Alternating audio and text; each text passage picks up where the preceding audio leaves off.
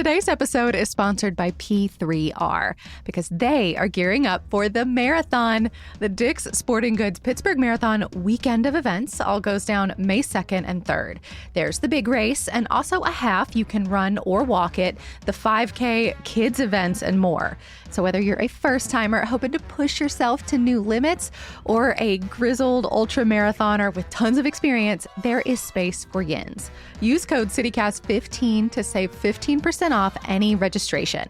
That's thepittsburghmarathon.com. Use code CityCast15 for 15% off any event.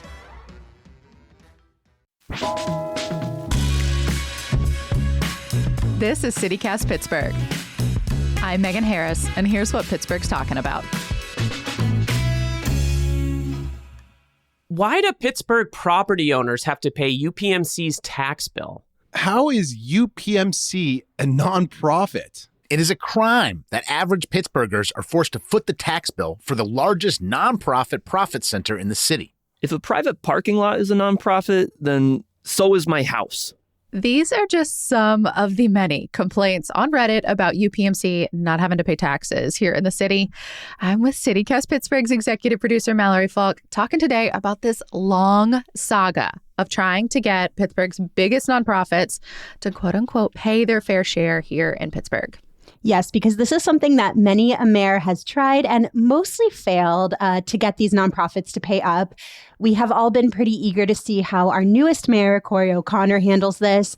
And last week, there were these kind of big celebratory announcements. First, that UPMC, the healthcare giant, is giving the city $10 million to buy ambulances. Which O'Connor says is going to free up some money in the city budget to buy new snowplows. And then more good news. A day later, PNC Bank's foundation says it's giving the city $2 million for exactly that, for snow removal equipment. So some pretty big wins in the midst of a otherwise wild weather week. Yes. And so, this is a start, but I have also seen people kind of side-eyeing these announcements, particularly the UPMC one. Pittsburgh just can't be happy. Well, sure, but I think there is truth to this idea that okay, this is cool, but it would actually be nice to get a long-term agreement with our major nonprofits like UPMC, not just a one-time feel-good gift. And for many people, there are some serious air quotes around the term gift. As our buddy Colin Williams reminded us on Friday's show, UPMC leased a $50 million private jet a couple years ago, and that's 5 times as much as their gift to the city. Totally. But I also think we should have room for both, right? Yes, this is a good thing. We get past this one moment. But yes, there should be a longer term goal. And O'Connor himself said he's still having talks about those long-term agreements. Others in the city county building have been telling me the same for a couple of months now. So it seemed like maybe this was a good moment for us here at CityCast Pittsburgh to step back and explain this whole thing, how we got here and why we, you and me, everyone listening to this, still has to pay taxes like normal people, while corporate giants like UPMC do not. And also what our leaders have tried to do about it and what potential solutions have been on the table. Yes. And it also feels like a good time to talk about this because very recently, both the city and our school district, Pittsburgh Public Schools, they voted to raise property taxes. Allegheny County has recently raised taxes too. So we're in this moment where our city is struggling financially and we, the everyday people, are the ones being hit up for money while these giant institutions are not. And there is a good bit of rage about that. So let's start with the problem. As simply as possible, Pittsburgh needs more money. If you listen to this show a lot, you have heard us talk about this. Our tax revenue is down. We're making a lot less off our, big office buildings downtown because at least since the pandemic, they're considered less valuable. So they're paying less in property taxes because they can't fill up the leases inside. Our population is pretty stagnant. We did see a tiny bit of growth last year. Those are all estimates, of course, when they come in between census years. And it was mostly because of immigrants and now nationwide. That is not expected to be a trend that continues. We don't have a growing base of taxpayers to cover the rising price of all the things. So that includes essential city services like, replacing those old ambulances and the snowplows, but also things that just make it nice to live in a place like public art projects, seasonal stuff, big and small, like flowers on the bridges, water features like the city steps, festivals, historic preservation, the list goes on. Yeah, things that are like a matter of life and death and things that also just make Pittsburgh a great place to be. And then all the while, we've got these big nonprofits that, for the most part at least, are not paying property taxes. Which I think feels confusing because we feel the rising price of things, which includes things like healthcare, college tuition, stuff like that.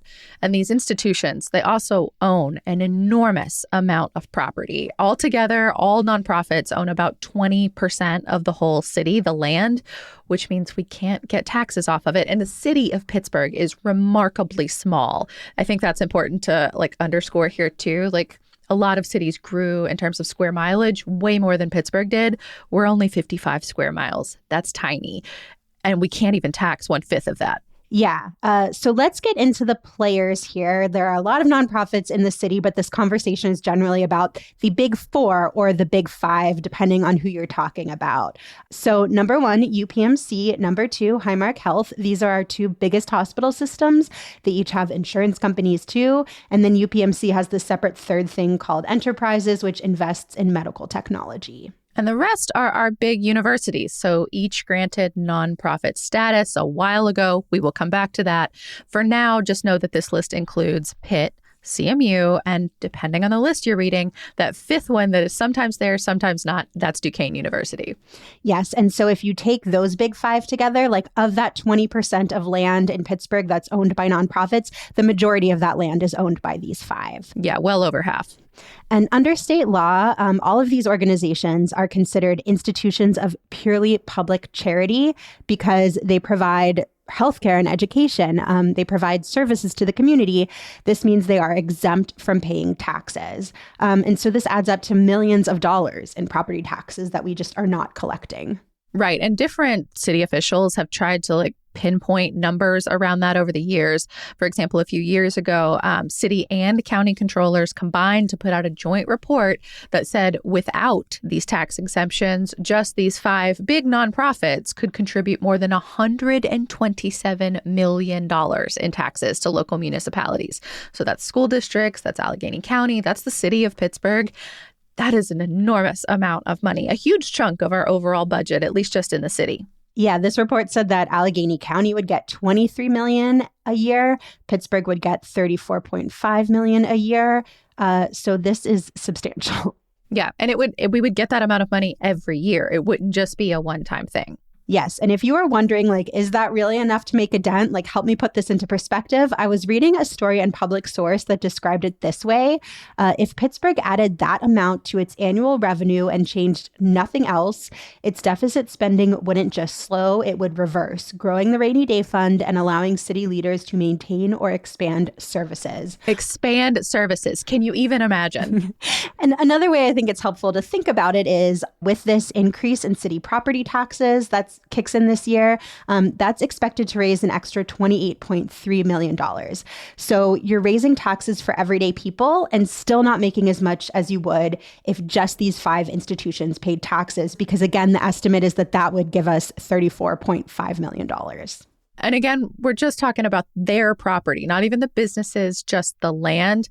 And of course, this assumes that they would pay a property tax rate like the rest of us do. The reality is that that's not going to happen. So I think that's where we're talking about what it could be and what it might actually, hopefully, will someday be. Yes. One other thing I think is important to keep in mind here is that these hospitals and universities are not contributing tax money to the city and the county, but they are still using city and county services. A couple of years ago, I did an interview on this show with Emma Foltz. At the time, she was a reporter with Public Source. And she and her colleagues had just done this deep dive on one dorm complex at Pitt, Litchfield Towers. The towers, and how much they rely on municipal services. So over the course of 1 year, Allegheny County 911 Center received more than 140 calls out of the dorm. And those calls sometimes led to police, firefighters, EMS coming out there. The example that's seared in my brain from her reporting is that one time folks had to come out because a kid forgot to put water in their macaroni and cheese when they were microwaving it in the dorm. And that created smoke and set off fire alarms. And then, the city had to come out and, obviously there are real crises at the dorm that officials are responding to, but also such a college thing to burn your mac and cheese. And then like we as taxpayers are footing the bill for dealing with that. And towers and really any college facility, like, of course, it mostly serves younger people. Now that I'm thinking about this, actually, I'm wondering, like, UPMC has owned over the years, like, several elder care facilities, which, of course, need a lot of medical services and, crisis response. I don't know whether they pay taxes too. It's so complicated. Yeah, I mean, because with each facility, it could be worth like hundreds of thousands of dollars. So like with the towers, for example, if this one dorm complex at Pitt was taxable, it would bring the city about $363,000 each year. So if you look at like just that one dorm and then multiply it out by so many properties all over the city, you can start to see what we are losing out on and what we stand to gain. And of course, we should say these organizations, the big four, big five, they say they are contributing to the city and the county, that they provide all these benefits and services, that they're some of our largest employers. And they do. But, most of us feel the pain of taxes much more acutely than they do. And I think whether it's a city official or a regular old taxpayer, you can look at that example and be like, you know what? I don't fully buy it. I think you should be paying at least something. And also, in some other cities, hospitals and universities do pay something. We have examples. Cities. Yes. So these agreements are called payments in lieu of taxes. They are also known as pilot agreements. And so they're these agreements where nonprofits voluntarily agree to pay certain amounts to the local government. They're kind of like contracts. It is almost always less than they'd pay if they were taxable, and often substantially less. But they are still helping make some kind of contribution toward the public services that they rely on. There are pilot programs all over the country, including in places like Boston, Cambridge, and Providence, which are all big college towns. Pittsburgh also, we got a lot of colleges and universities. So in Boston, for example, nonprofits contribute 25% of what they'd owe if they were taxable. It's something. It's something, yes. I've definitely seen criticism that that's not enough. But again, it's something. And our city and county controllers in that report we've been referencing, they actually pointed to Boston as an example that we could follow and noted that if the big five each paid 25% of what they'd owe, so like the same amount as Boston, Pittsburgh would get $8.6 million a year and Allegheny County would get $5.9 million. So okay, again, so I'm hearing those numbers. That doesn't feel like enough. Yes, so that doesn't like match what the city is now getting from raising our property taxes. So yeah, debatable, but again, it's I guess something is better than nothing. Would love to find a middle ground there somewhere. An interesting detail to all this too, even these companies here in Pittsburgh, these players like UPMC and Highmark Health, which is the parent company of Highmark and AHN, they actually do make payments in lieu of taxes. They just don't do it here. They do it in Erie, so they pay half there of what they'd owe in property taxes if they weren't tax exempt. But a big difference is that pilot program was already in place in Erie before those companies took control of the hospitals there. So they're essentially honoring a pre-existing agreement. There's a similar thing with UPMC and Altoona. Public sources reported on that. So those are different situations, but there is precedent for UPMC and Highmark Health to pay payments in lieu of taxes at a half rate here close to home. And I think it is worth noting, too, that there are some pilot agreements here in Pittsburgh. But as far as I can tell, they are mostly with subsidized housing providers that are operating on land that is owned by the Housing Authority. And so in 2024, kind of last year, I was finding numbers for this. These agreements brought the city like a little under $1 million. Until recently, it was far under $1 million. So I'm not going to scoff at anything when Pittsburgh needs whatever it can get. But obviously, this is not Big Five money.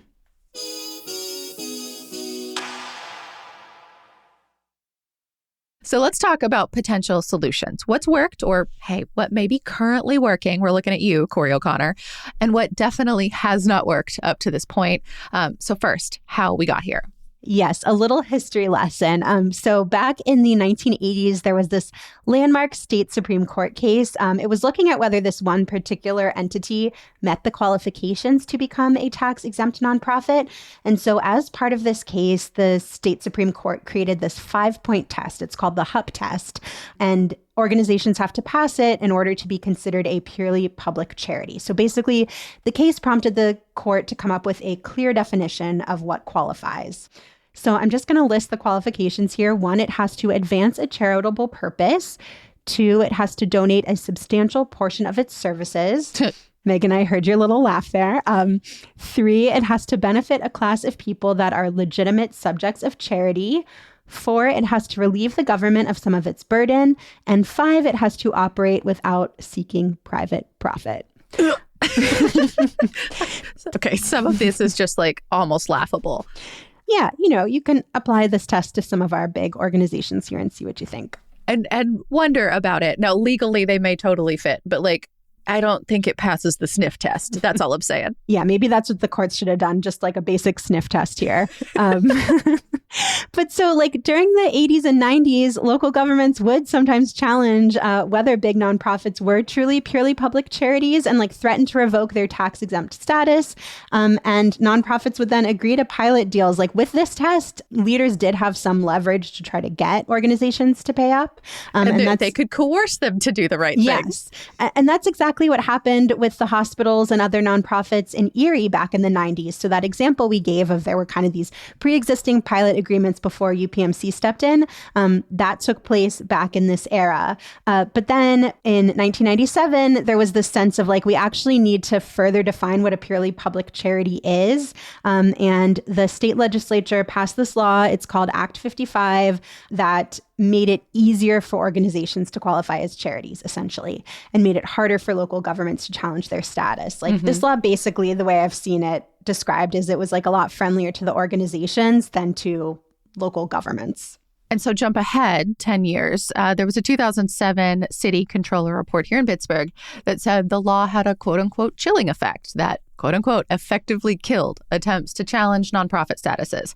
There have been some court cases around this since then, but as far as we can tell, nothing really substantive has changed. Right. And so it means that local officials like Pittsburgh's mayors, past and present, they just don't have a ton of leverage. Nonprofits need to voluntarily enter into pilots or pay up in some other way. And you probably need a big player, cough, cough, UPMC, to be the first to take the leap so that others will follow. So that's the history. Now we're going to talk about what's been tried. So that means, by and large, Pittsburgh's mayors. Yes. And we are going to start at the turn of the century. Always feel ancient saying that. I hate that phrase. You're right.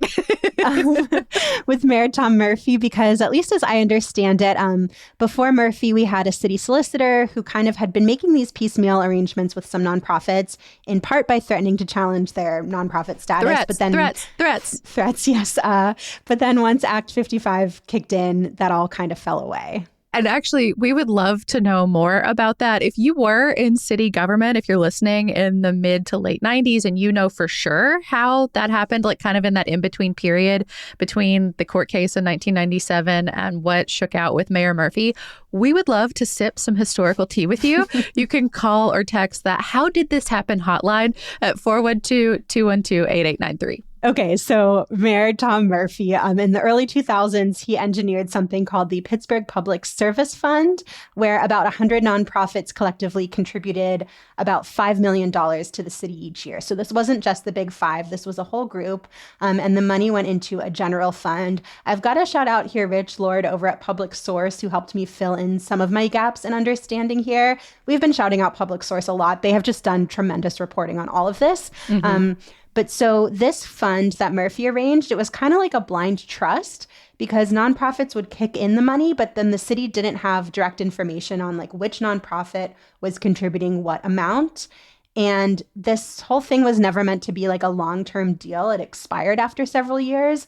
And so the contributions then basically just faded out. And not for nothing, Mayor Murphy was also in office when the city entered Act 47, which is the thing you've heard us talk about before, where we go into financial receivership. Because we're in such financial distress. Yes, we were so broke that city council had to vote and approve the process of the state effectively taking over our budgets. So if we wanted to do something, we had to ask the state for permission first. So it was just a really bleak financial moment. Yeah, and I think that's part of why he was able to like engineer this, because we were in such dire straits and the need was so great. Desperation really is a deadline, you know? Moving on, the next one was Mayor Bob O'Connor. Unfortunately, he fell ill. He was only in office for 8 or 9 months, so not a huge part of this saga. Next, we got Luke Ravenstahl. Boy mayor. Yes, who was the council president when Mayor O'Connor died. So he became the mayor. He tried a different thing. He sued UPMC in 2013 to try and revoke its tax-exempt status. UPMC countersued. That was a whole fight. Then we got Bill Peduto. He withdrew that lawsuit from Ravenstall and said he wanted to reach a deal outside the courtroom. So I think a trend we're going to see here is like you got one person doing the carrot approach, one person doing the stick, going back and forth. But so Peduto announced this plan for 1 PGH. An announcement is about as far as he got with that. The Big Four, not Duquesne, allegedly agreed to contribute $115 million to the city over 5 years. But he lost his re-election campaign soon after making that announcement, so it didn't really go anywhere. Yeah, and there were criticisms for sure. He announced 1 PGH fairly early in his second term, but it took a long time for anything to, like you said, allegedly come from it. People said it wasn't transparent enough, that the money didn't go directly to the city, but was going to be filtered through an independent nonprofit. The city controller at the time, Michael Lamb, called it a charade. Public Source had some good reporting on that. WESA did too back in the day. And one pillar of Mayor Gainey's campaign to unseat Peduto was saying that all of that, like 1 PGH as a concept, was too little too late, and that when he was in office, he would do more. And so unsurprisingly then, once Gainey did take office, he basically just scrapped 1 PGH. He went the legal route, but instead of doing what Ravenstall did and trying to challenge, the tax-exempt status of an organization like UPMC as a whole, he challenged individual properties, like challenged the fact that this parking lot that's part of a hospital should qualify as a purely public charity. Over the course of 2 years, he challenged 130 properties, everything from parking garages, like I mentioned, to Children's Hospital. And the last that we heard, 29 of those properties have been returned to tax rolls. 29 of 130. And I mean, in terms of how much money that brings in, different sources say different things because I think there's different ways to count it. And it depends what stories you're looking at to know how many are actually through that court process. Suffice it to say, it seems like the legal fees that the city spent to chase all this seem to have surpassed whatever he was able to bring in. The highest estimates that we've seen are less than $250,000, but like about that same amount in legal fees. There was another estimate that was less than $100,000. But now, granted, we would theoretically then reap that same amount of money again year over year. The legal fees were a one-time expense. So I think you have to think about that in context, but still, it was criticized too, because maybe that wasn't the most useful strategy. And Gainey told us before he left office that he almost struck a $125 million deal with UPMC, but that the deal ended up falling apart because UPMC, at kind of the 11th hour, as he put it, said the money needed to be split between the city and the county. That would have been over several years, although UPMC claimed that there was never a deal on the table. The two of them had a real back and forth towards the end of Gainey's administration. And now that brings us to Corey O'Connor. Yes, not surprisingly, he's been very critical of Gainey's approach and what he has called a lack of progress, which brings us to his approach, what O'Connor says at the time, he would like to do. Now, I would say he was arguably putting those plans into practice, which is getting nonprofits to pay for specific items or projects. So this is what he told me during an interview last year before the primary. You sit down with those nonprofits and you say, here within your mission, and we'll use the hospitals, for example, first. Within your mission, your job is to keep people safe and get them to hospital. For them, my ask would be, I need ambulances. Purchase me ambulances because it falls within your mission. You could even go further to say, what about plow trucks in the wintertime? We need somebody, the streets have to be clear to get to the hospitals. And he said he'd approach universities in a similar way. What can we do together that's going to save me capital so I can invest in something that's going to benefit your universities, but take it off of my tax rolls? So he gave an example of asking Pitt and CMU to chip in to help repair, for example, Panther Hollow Bridge, since it's the corridor that connects the universities. I asked O'Connor at the time, is there a specific dollar figure he'd look for from the nonprofits? He didn't have one at the time. But basically, the money would go directly to the city, but then nonprofits would know up front what the money is being spent on. And I feel like that's something that I've heard about our nonprofit community the whole time I've lived here, like all the foundations, everything, not just these big companies. But also, like, they just don't like giving money into general funds just for anything, for whatever the organization is to decide how it should be spent. Foundations, nonprofits, they like receipts. They want to be able to point to a thing and say, that is thanks to us. You're welcome. We talked to him again, of course, more recently, since he has actually been mayor. This was before the big announcement with UPMC and PNC. But this is how he explained his idea last month. I think if we are more specific with an ask, that it's not just going to the general fund and being shuffled around. And I think that's the problem that we see is a lot of these funds have been shuffled around and not going to what they're specifically supposed to be spent on. So for us, it's going with specific asks. I don't want to put some agreement together and it sits and it backfills debt. That's not what it should be. It should be to benefit everybody in the community. So does it go to rec centers? Does it go to buying us more equipment and our fleet, which is down? So focusing on ambulances, fire trucks, police, can we get an agreement that is very specific in where the money goes? And I think that's what we're planning to do, and making sure that if something like that is finalized, that money is audited annually so that more eyes are on it, so that the public knows that the dollars are being spent properly. And so now it seems to be happening. O'Connor has gotten some of that dedicated money for something hyper-specific. $10 million, a one-time donation from UPMC that can be used to buy 9 new ambulances and 1 rescue truck. They will purchase them this year. It does take time for them to be fulfilled. And similarly, they'll get to buy some more next year. But like we said earlier, this is a one-time thing. UPMC is not committing to some kind of long-term agreement, at least not at this moment that we're aware of. It's not a recurring annual contribution towards the city fleet. That would be a different thing, a welcome thing. If you're listening, please do it. Yes. And so during that presser announcing this donation from UPMC, O'Connor said he's still in conversations with nonprofits about long-term agreements, not just this one-time thing. So we will be watching to see what, if anything, comes out of that. And it's such a good thing, but I feel like there are also people, lots of people, who are justifiably saying, like, okay, but this is the absolute least that UPMC could be doing. Mm-hmm. And I mean, I think we're all hopeful that this is just the beginning, that maybe it's not even just limited to the big 5, other foundations, corporate partners, brand sponsors.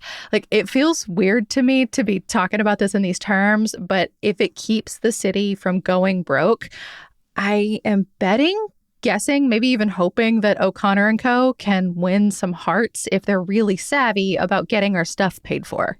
And for what it's worth, as I was doing a ton of research for this episode and looking at stories that were reported, like for years and years under several different administrations, taking several different approaches to all of this, it seems like a lot of the experts say that a collaborative approach is generally more effective than a combative one, like the carrot approach versus a stick approach. So we will see how all of that plays out under this administration. That is all for today here on CityCast Pittsburgh. You can support us by becoming a CityCast Pittsburgh neighbor. All the details are at membership.citycast.fm. We'll be back tomorrow with more from around the city. We'll talk to you soon.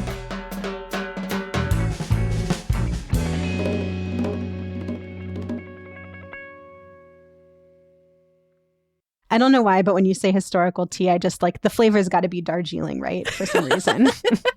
I feel like there's a lot of options here in Pittsburgh.